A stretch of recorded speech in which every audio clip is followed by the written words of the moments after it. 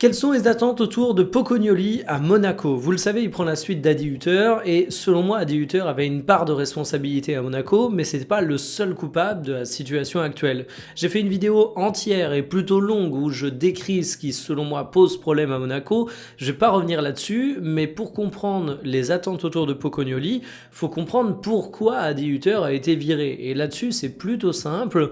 On peut dire que la situation comptable était pas catastrophique, que les résultats obtenus par Adi Hutter était plutôt satisfaisant, mais qu'en termes de fond de jeu, de style, de contenu des matchs, eh bien le compte n'y était pas. En fait, Adi Hutter, c'est un entraîneur qui, sur ce début de saison, a profité de résultats en trompe-l'œil.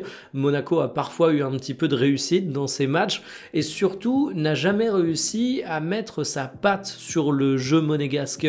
Du côté de l'AS Monaco, battez une équipe qui est quand même assez romantique. Je sais pas quelle image vous avez de Monaco, mais moi, c'est pas une équipe que je vois comme étant un club de bétonneurs. Au contraire, ça parle un football qui est plutôt attrayant. Je suis pas en train de vous dire que sous Adi Hutter ça bétonnait, mais par contre, le football attrayant, il était assez loin. Tu identifiais pas tout de suite ce qu'il voulait mettre en place, et le problème, c'est qu'Adi Hutter, ça commençait à faire un moment qu'il était sur le banc de l'AS Monaco. Donc même si les résultats étaient plutôt ok, tu l'as renvoyé. Mais par contre, faut bien comprendre, et le classement de Ligue 1 vous le montre bien, que c'est pas un renvoi d'entraîneur qui se fait dans un contexte d'urgence. Il y a beaucoup de clubs de foot qui virent leur entraîneur au moment où ils ont des résultats absolument catastrophiques, la maison est en train de cramer, et c'est donc une solution d'urgence. Pour Adi Hutter, il n'y avait pas tant d'urgence que ça. Du coup, le changement d'entraîneur, c'est le fait d'assumer tes ambitions. Oui, l'AS Monaco doit obtenir des résultats, l'AS Monaco doit se qualifier en Ligue des Champions, mais l'AS Monaco doit aussi pratiquer un football attrayant.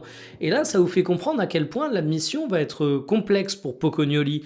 Il va remplacer un Adi Hutter qui n'était pas le seul responsable des déboires de Monaco, donc le contexte n'est pas si simple que ça.